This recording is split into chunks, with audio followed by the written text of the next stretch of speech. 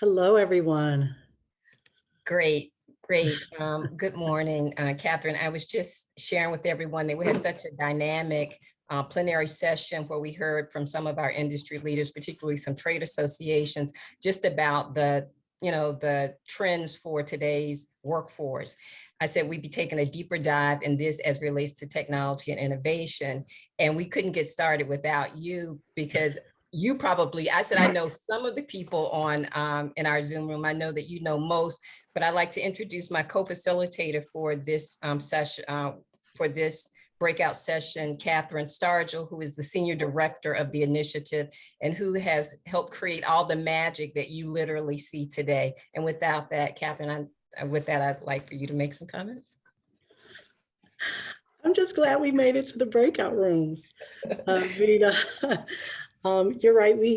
This has been an ongoing process, developing the strategy for this initiative, advocating to the governor's office and the legislature successfully through our partnership of the community colleges and NJBIA. And we're just so happy that all of you all understand the need in this moment for this level of collaboration so that we can all together throughout the state align education and training so that we can build an innovative workforce. That's all I have to say. Well, that is great. Thank you so much, Catherine. And with that, we're going to go over just a couple housekeeping rules. One, I've asked everyone to please, okay, so Zakir, could you please make sure that Rebecca Chisholm is unmuted, please, because she's one of our panelists. I just want to go over a couple of housekeeping rules. One, you will probably all remain muted just so we can move through the program. And any questions, we're very interested in what you might have to say. So put your questions or comments in the box. Also, please put your view screen for the Zoom on speaker, which will probably enhance it. Our speakers will be in panel on the screen, so you'll get to see them as they're speaking to you.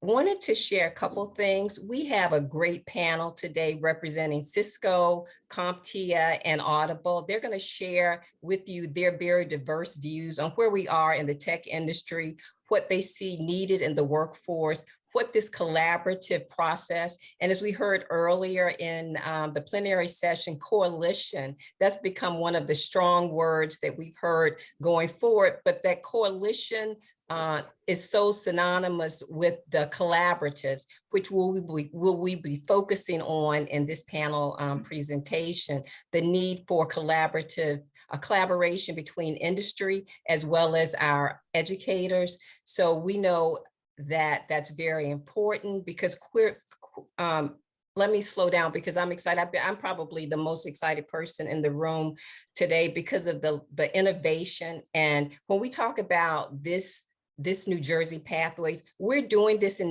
New Jersey to re-energize and reactivate our economy, but we would like for this to be a model for the nation. And I'm biased because we are on the East Coast, and I said the East Coast leads the country. So when we talk about the New Jersey pathways in this initiative, we're leading in New Jersey, but we quite frankly would like for this to be a template for the country because we know what we've experienced with job loss in New Jersey is quite frankly reflective of the country. So with that, Catherine, I think I've covered all of your housekeeping rules, our housekeeping rules. So let's move to our panel. We have great panelists today, Rebecca from Cisco, we have Kate from Audible, and we have Angel from CompTIA. So I'll give them a few minutes to introduce themselves, and then we're going to roll into some very engaging and dynamic discussions on the industry today.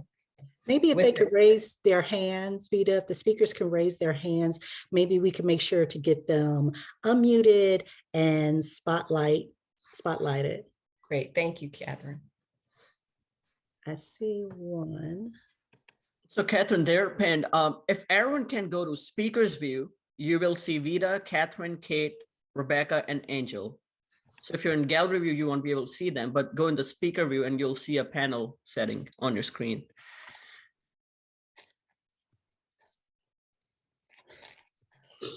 And if that doesn't work, just as they speak, because they are pinned, they will dominate the screen. Great. That sounds great. And with that, we'll start with Rebecca from Cisco. Rebecca, if you could just introduce yourself briefly for our group. Thank you so much, Vida. Can you hear me okay? Absolutely. All right. Well, good morning, everyone. Thanks for joining our panel. I'm really honored to be here. My name is Rebecca Chisholm.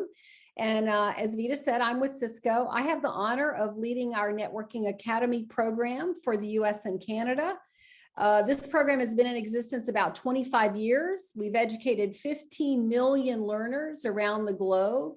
In the US, I have about 200,000 students annually being trained across about 1,800 institutions made up of high schools, community colleges, universities, nonprofits, tribal colleges and universities, HBCUs, correctional facilities, you name it. And I am supported by about 3,400 instructors in our program across the US. That's just domestically.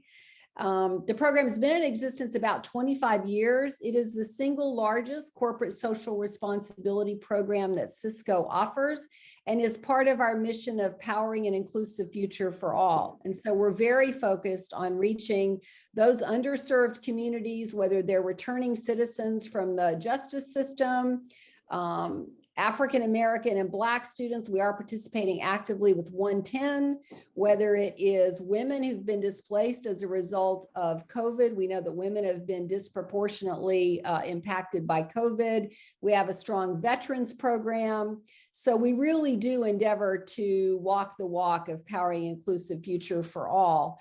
And we offer programming courses, networking courses, which was our backbone, but we've expanded into cybersecurity, programming, DevOps, entrepreneurship, a number of areas in that vein, really expanding to that. And we're really happy to be supported by partners like Camden Dream Center in New Jersey, working on apprenticeship programs, because we know that the IT area has been a bit slow to adopt apprenticeships, but now they're in the forefront.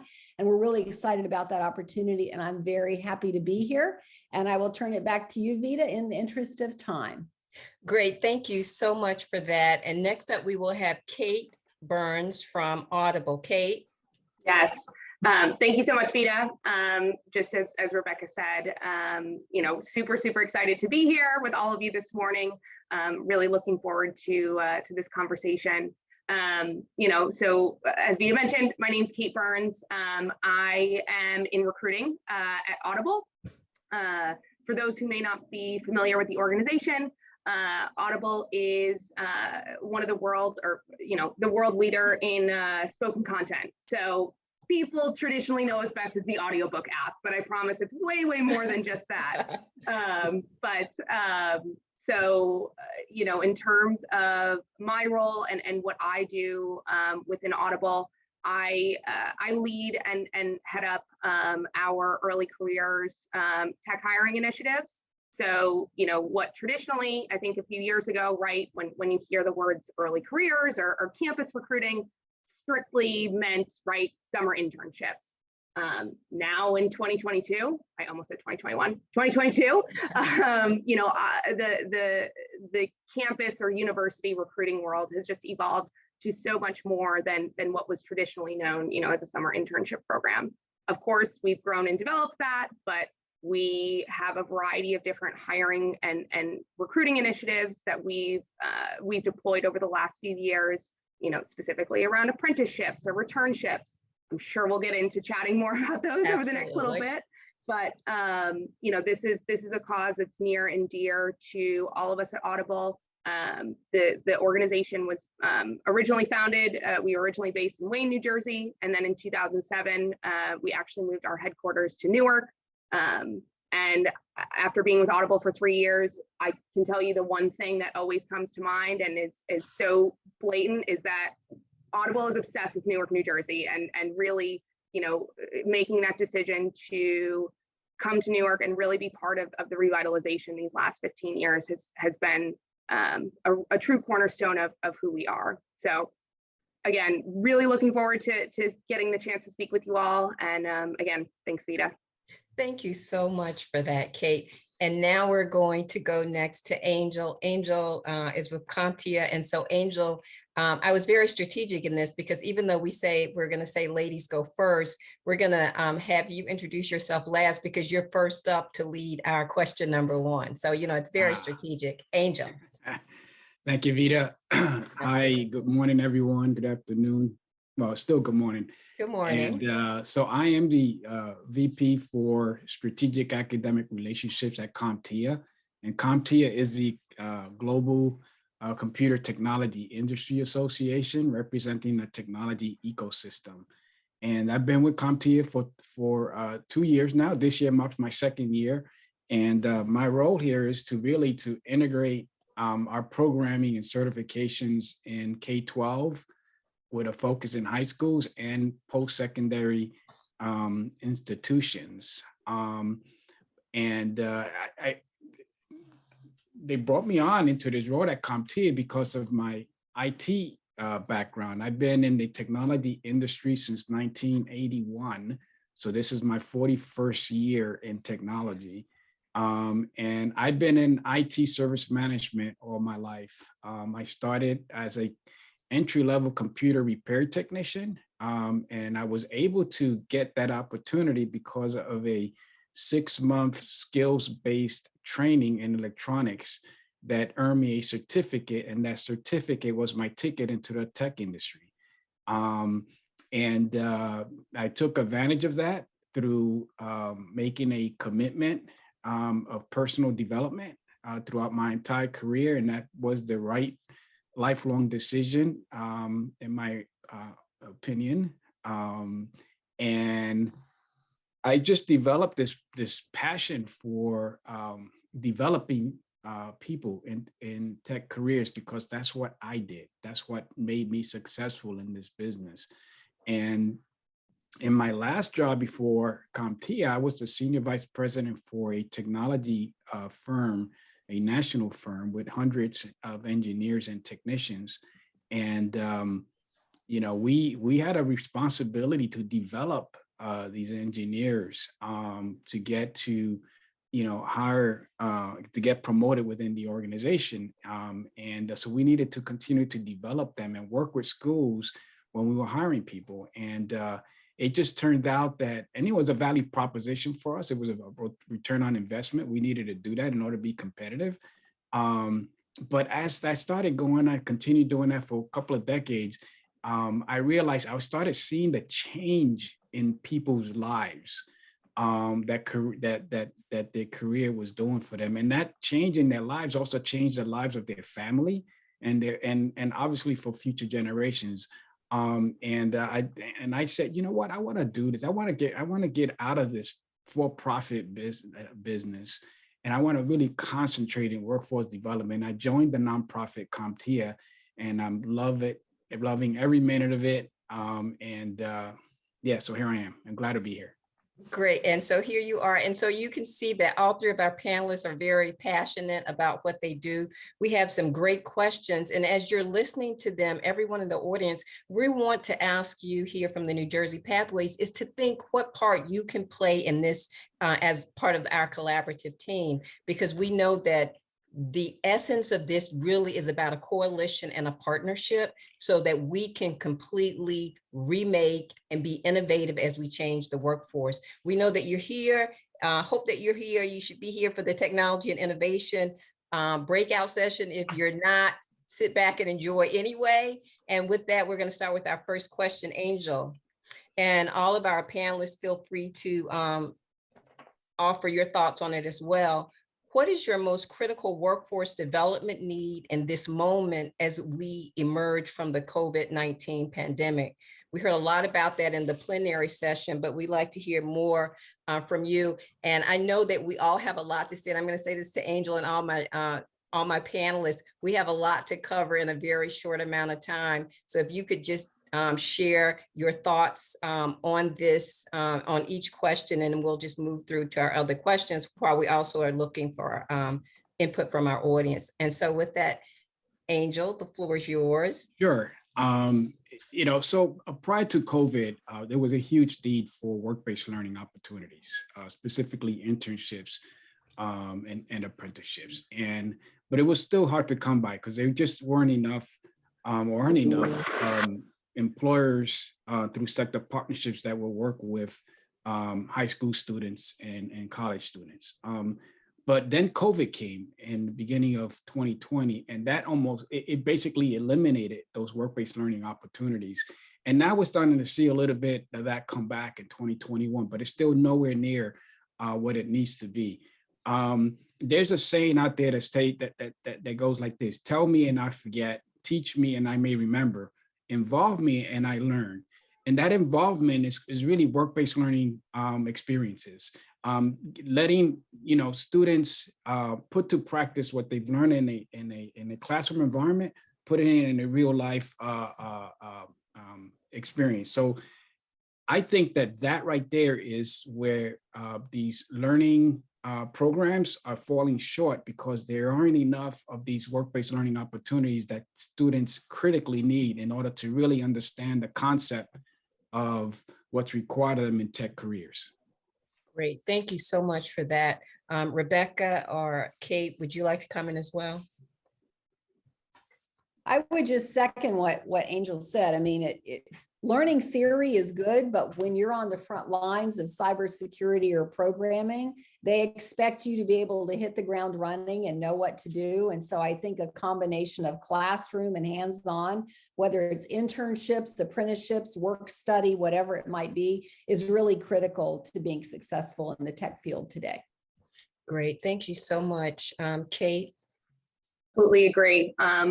This is a big point that I'll speak to a little bit later in the conversation, but everyone learns in a different setting, but I just seeing from experience, actually physically doing the work, right, and getting and experiencing it and learning by doing is such a rewarding experience and is second to none. So looking for ways that we can continue to nurture, right, or introduce channels like this is beneficial for everyone.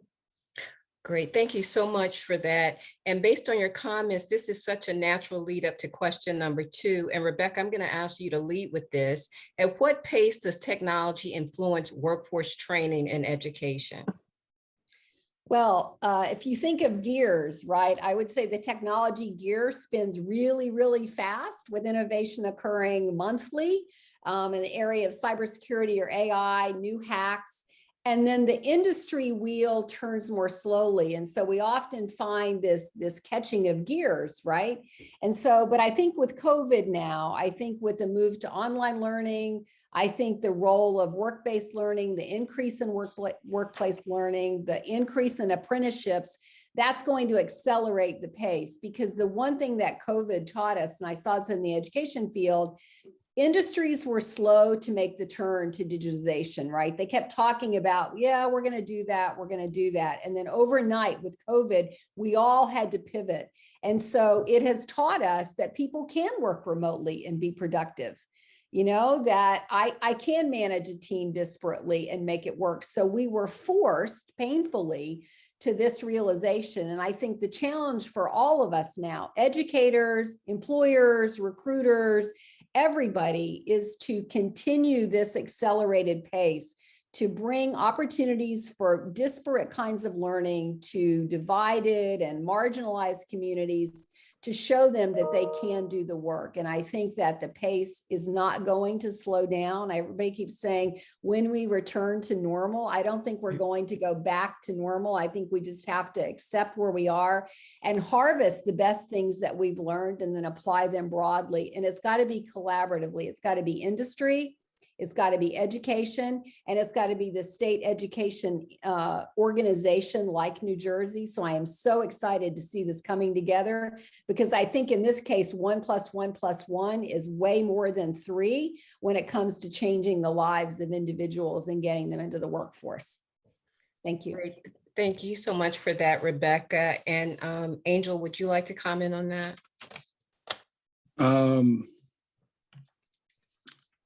I lost my train of thought here. So what virtual what COVID did through what she was talking about is it allowed the employers to be able to now have a larger pipeline of where to recruit for skilled labor, because they don't have to now rely on their local geographic area. And that provides, to what Rebecca was saying again, is to be able to allow employers to have a really diversified perspective. Because again, it doesn't really require folks to be in that particular community. Employers, businesses are looking at, they were investing millions of dollars in brick and mortar facilities. And COVID made them realize, unfortunately, it took a pandemic, but they realized that that folks can really do the job very successfully, competently, through their home office. So I'm basically just reiterating what Rebecca is saying, because I agree with her 100%. Great, thank you so much for that. And I want to kind of just highlight one thing that's come from the audience, because it's been in several questions, is that some of the audience participants have asked what specific basic core skills are needed by those entering the tech field today. What do those skills look like? And so I can answer that. Okay, Angel. So yes, I know I'm going to say CompTIA fundamentals, right? Because I work for CompTIA, but I'm going to take my CompTIA hat off. Before I joined CompTIA, I was working for that tech firm that I mentioned for 23 years. And I had a prerequisite for employment that people applying for a job as a technician or an engineer needed to have A+ and Network Plus certification. Because for me, and knowing the content and the objective of those core certifications, it really were fundamentals, and it really hit, what someone really needed to understand, regardless of which career path they chose, or whether it's infrastructure, cybersecurity, programming, what have you. It really gave those fundamentals. So for me, and many of my colleagues throughout, not just in the US, but throughout the world, have really taken that as a baseline, the fundamentals that CompTIA offers. And then we piggyback to manufacturer certifications, vendor certifications, including Cisco, including Microsoft, that provides those stackable credentials that was mentioned in the beginning of this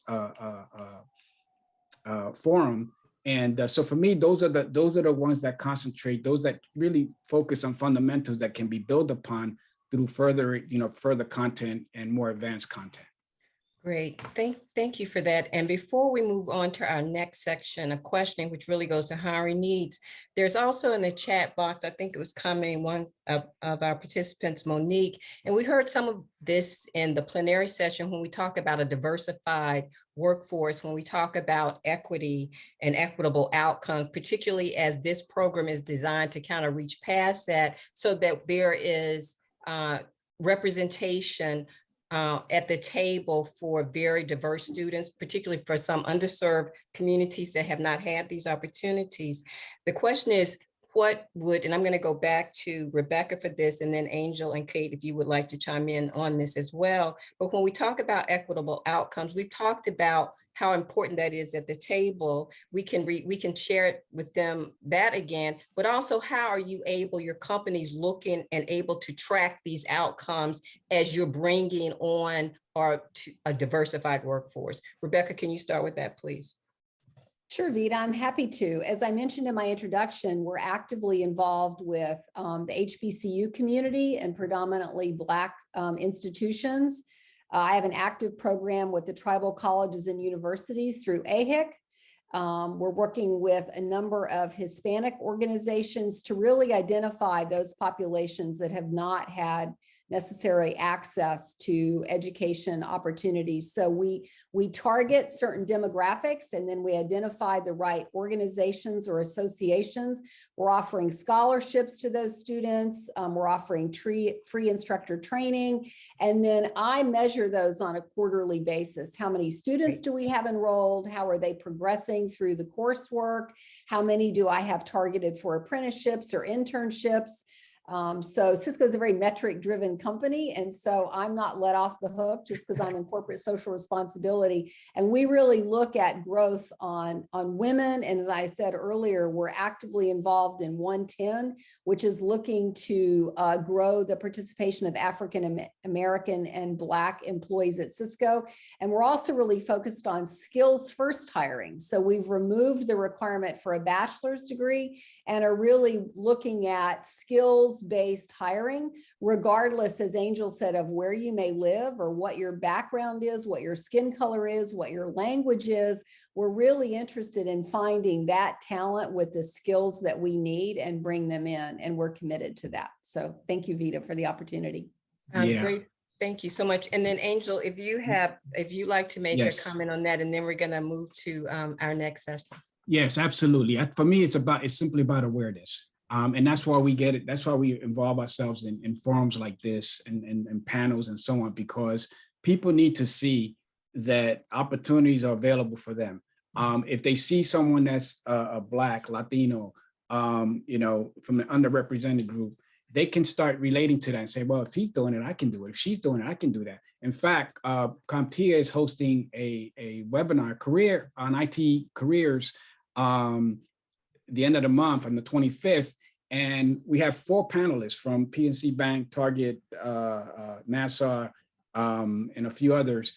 And I'm bringing this up because all the panelists and the moderator are deaf, 100% deaf. So we're going to have sign language interpreters. We have closed captions in English. But the point is, and it's for schools, high schools, and colleges. And we want students and teachers alike to see that these people, they can't hear, but yet they lead successful lives in technology. When they see someone like them, they can then turn around and say, I can do that. And we need to get those messages to parents and caretakers so that they can also talk to their people, that their kids, and say, this is something, if you're interested and you think that's something you like to do, you can do it, and the resources are out there. Great. Thank you so much for that, Angel. And as we move into our next session, one thing that one of our participants, Kim Case from Comcast, wanted to share too, and you probably saw it in the chat, is that Comcast has Comcast Internet Essentials, which makes their cable services accessible for underserved communities, and how this helps with STEM programming. I know, Angel, you had some involvement with K through 12. We also heard earlier in our plenary session about the need more and more to get to the STEM, to get STEM in the hands of the K through 12, because that really is foundational for what we're talking about right now. Very important. So Kim, thank you for those comments as relates to Comcast. Now, as we will move into part 2, because we have about 23 minutes left, and I'm very time cognizant, as I'm sure everyone in the room is. When we talk about hiring needs, and we know that this is particularly important to our colleges, our community colleges who are in the audience, because they realize that they are preparing students to meet the workforce needs. So Kate, I'd like for you to lead with this question.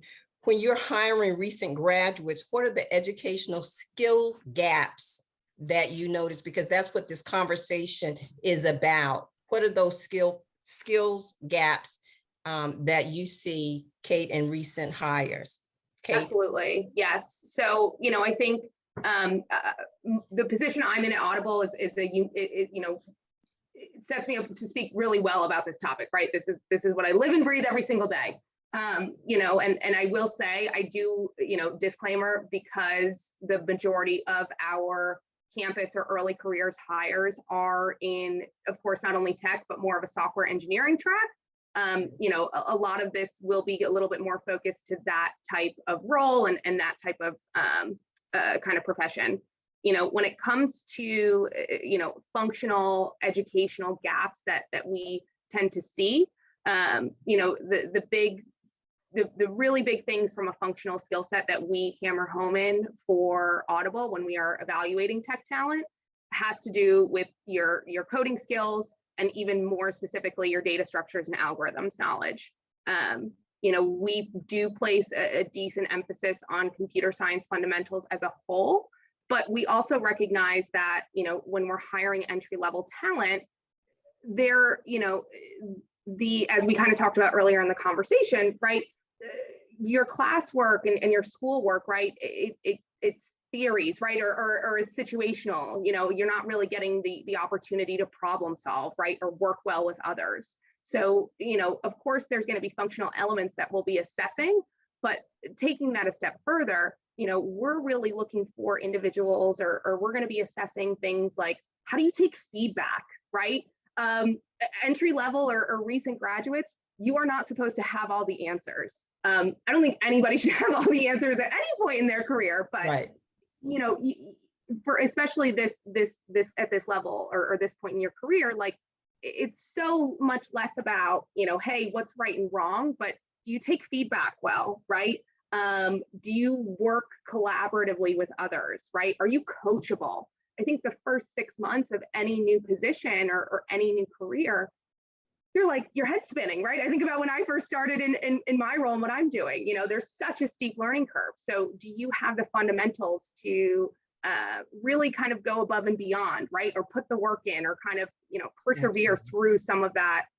Oh my gosh, I don't really know what's going on. So, you know, I think that the skills especially, but I think some of those intangibles are really big things that we very, very, very much pay attention to when we're looking for whether it's interns or recent grad hires.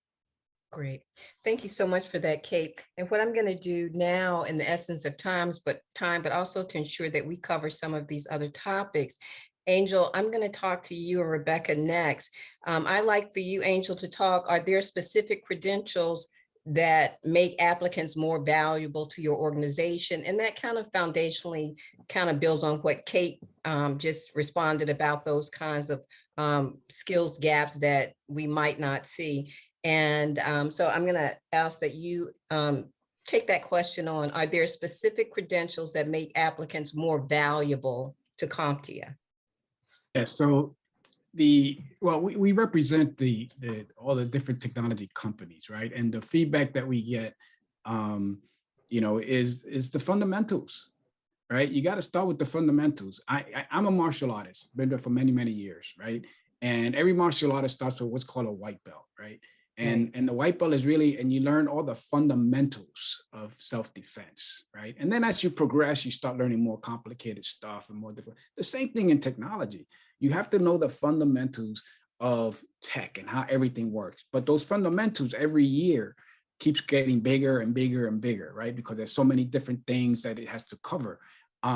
So it's not to be taken lightly. So we have what's called IT fundamentals. And for us, IT fundamentals, and then preceded by A+, as I referred to that in the earlier question, is for us is where someone should start at. And that's where if the college has a technology program, they should start off in that.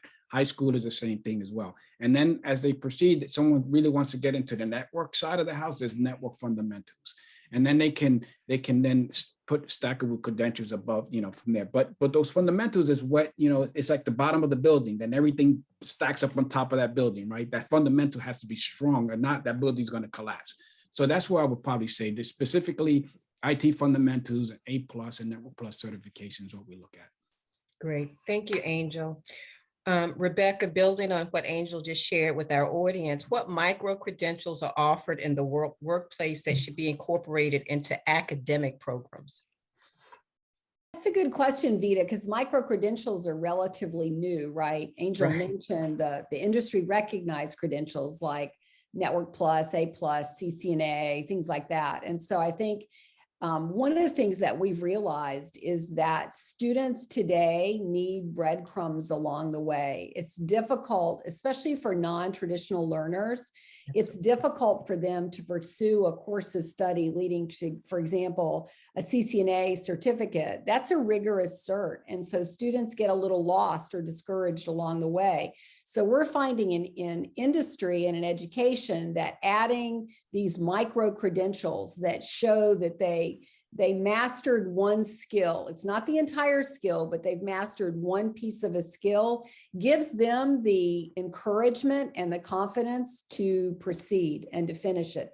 And so we're looking at, we offer a number of badges and digital badges, digital credentials, short of the full industry cert, that shows the student they are making progress. It shows their employer that they have, progressed through this pathway and are making progress. And we just find that and we're using AI in a lot of our courses to reward those students along the way, because we know that once you get out of the traditional 4-year college degree seeking student, they're different learners and they need encouragement in a different way. And so we see these micro credentials as a way to reward students along that pathway. And I think that's something that educators also need to look at, is how do we embed credentials? Getting a bachelor's or an associate is certainly a goal of many students, but you can attain credentials along the way that are valuable to employers short of getting your associate or your bachelor's degree.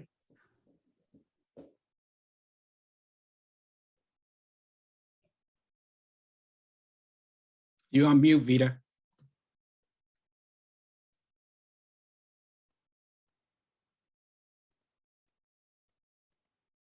Zakir, can we get? Okay, yeah. There you Zakir is on it so much that he's now muted me. So thank you so much for that. Thank you so much for that, Rebecca. And thank you for being on it, Zakir. Now we're going to move into the last part. We have about 15 minutes left in the discussion. We're going to move to the last part of our questioning series that goes to solutions, that really goes to the heart of the New Jersey pathways about this collaboration and how can we as industry and education, academia work together to really create a very integrated, aligned process to really move the economy and to provide that innovation. As I set this up, I want you to, when we were in the plenary session, what we heard from one of our speakers and several of our speakers, quite frankly, is that technology literally is touching every single industry. So when we talk about this being such an important conversation, it really is, because it's no longer really technology and innovation as a subsector. It really is how technology touches every single aspect of what we do in every part of our life. So with that, we're going to lead with the question, and this is a Kate question, because I know that there's a program that Audible has that you spoke with us about earlier. How valuable is work-based learning in preparing the workplace? And so I know you're going to be excited about this, Kate, so I'll let you lead with that. Great. Yes, absolutely. No, I think work-based learning is the ideal, right, way to train the workforce, right? If you think about an interview, right, or if you're applying for a position, right, you have such a finite amount of time, right? It's so limited. So the work-based learning or having more of these programs where an apprenticeship, right, or maybe an internship or some level of on-the-job training over a specific duration of time is going to set not only the individual up for success, but really also the organization as well. So there are two programs within Audible that are very near and dear to my heart that I think are really good or really great examples of this. So back in 2020, we introduced an apprenticeship program for software engineers. We partnered with an organization to identify talent, right, that does not come from a traditional tech background. And really, they spend just about 1.5 years with us in a combination of both classroom training and on-the-job training, with the end goal of becoming a full-time software engineer at the end of that 1.5 years. But another program that we also introduced around the same time is our returnship program. So this is for individuals who have maybe taken a break from working, right? Whether it's to give, whether it's to care for a family member or, whatever the circumstances may be, but it can be really daunting and intimidating, right? To take a break from your profession and then trying to come back to the workforce. And so this returnship program is an 18-week program where we hire individuals who have at least 1 year of a gap I hate the word gap, but it's, you know, of a pause that they've taken. And those 18 weeks, right, again, they're spent completely embedded with our teams at Audible. We first started this as exclusively for our software engineering teams. Given the success of the program, we have now expanded this across pretty much, I won't say all business units, but this is expanded not only from software engineering, but product, UX, parts of non-tech within the organization as well. You know, and what we found too is by, you know, maybe focusing our evaluation, right, on maybe some more of those problem solving skills, maybe more of those coachability, right, aspects, or, you know, implementing feedback, right? Things that sometimes take a secondary seat at the table, or what people refer to as intangibles. If we are marking for those, you know, individuals who exemplify that, they're going to go above and beyond, and they're going to make the most of this time, right? We have an incredibly high conversion rate of those returnees who do end up getting full-time offers from us with Audible at the end of that 18-week program.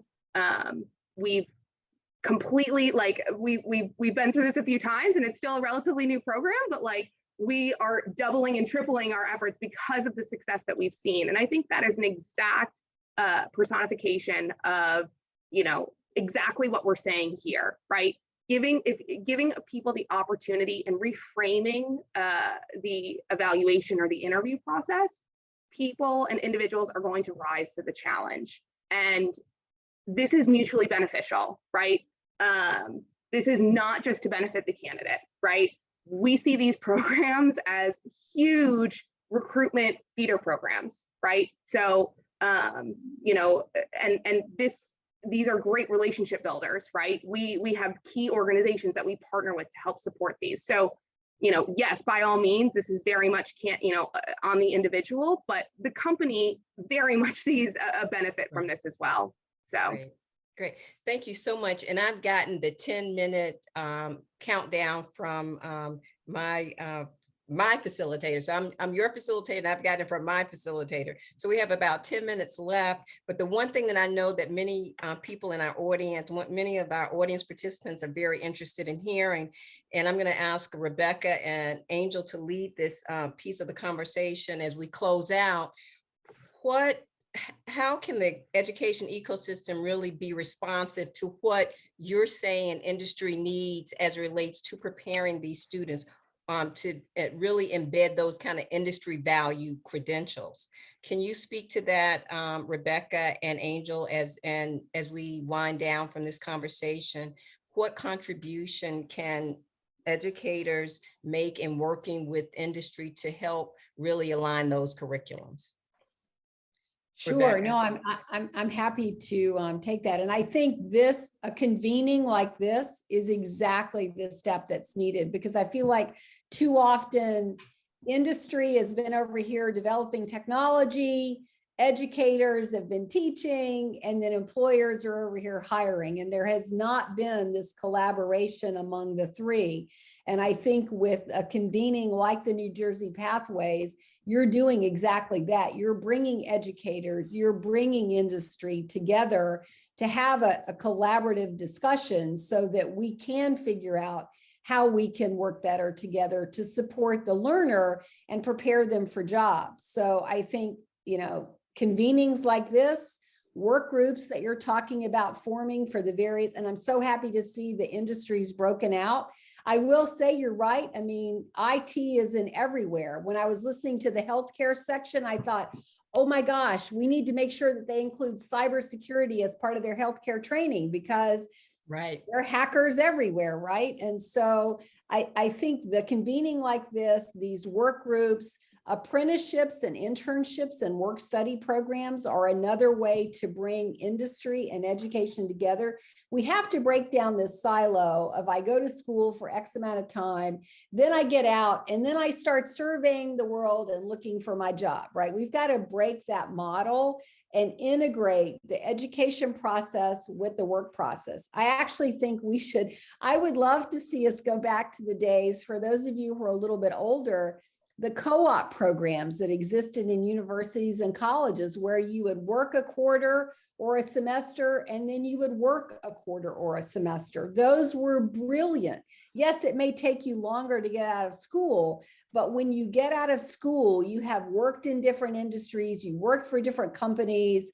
To Kate's point, you've had to collaborate, you've had to problem solve, you've had to be part of a team, so that when you got that eventual degree or certification or finished your program of study, you're ready to go. And so I would love to see that, a return to that kind of model. And I think what New Jersey Pathways is doing around apprenticeships and workforce study is really the next step. And I'm excited to participate. In the interest of time, I'll stop talking to give Angel a little bit of time. I know we're short. Thank you. So I guess I started it off and I'm going to close it out, right? Great. So for me, it's sector partnerships and everything Rebecca said. I mean, I'm just going to reiterate. We have a CompTIA, we have a framework that we created last year called Connect 4. And it has 4 components, including skills development certifications. But the last component is sector partnerships. And, to what Rebecca was saying, educators just concentrated on educating. Employers, they would, what made them business. And employers always complain about, there's not enough skilled people to fill the jobs that they have. But you know why? They're partly responsible for that. They have to be engaged with the schools. So the Connect 4 is a crosswalk between schools and educators and employers, businesses that would provide that very critical work-based learning opportunity. And Brianne had asked us in the chat earlier in this session, what can employers do, or what can be done to get buy-in on employers? Well, employers cannot look at this as, they can certainly check off that this is a nice thing to do, or the social corporate responsibility to do. They can certainly check that off, but they really need to look at this as a value proposition, a return on investment.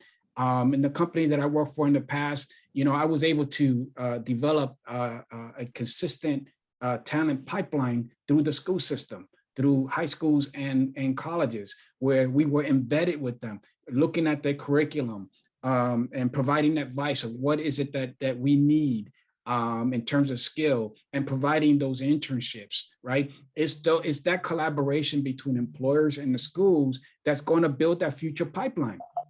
So it is, if the employers look at it as a value proposition, they will get involved. And that's what the schools that they need to do. They need to be connected to those employers that will be able to share that knowledge.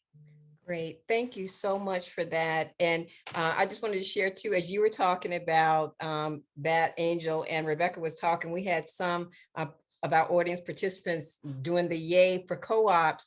I think Greg Townsend in the chat box talked about Stevenson already having a co-op program that they've had. And we had another audience member saying that was one of her most valuable experiences at Northwestern. So we know that works.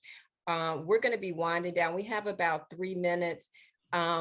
I wanted to ask if there are any last thoughts from our panelists before we end, but I just want to say thank you to our audience. If there are questions that were in the chat that we did not get an opportunity to respond to, know that we will be going back and we will be responding to each question that was raised that may not have gotten an answer.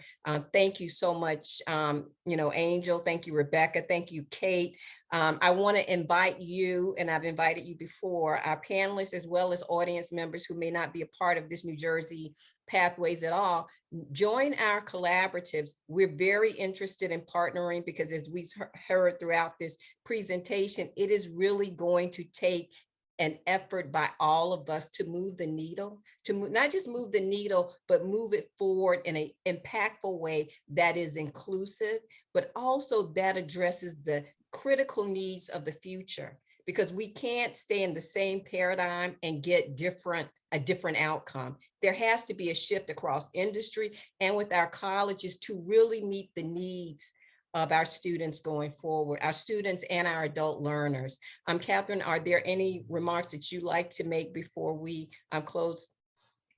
One, I just hope that you all stay for the next, 2 minutes, 10 seconds, when we go back into the main group, because We do have a slide with a QR code that you can hold your phone to so that you can go right to our Get Involved page on our website, because as Vita stated, we do want you all involved. We did a lot of prep work for this kind of launch in the past 6 months, but we couldn't reach all of you all. We're amazed and excited about how many partners have joined us today, and we want to make sure we capture your contact information, and going to our website to that Get Involved page is a way to do that. We're very thankful that you all are here.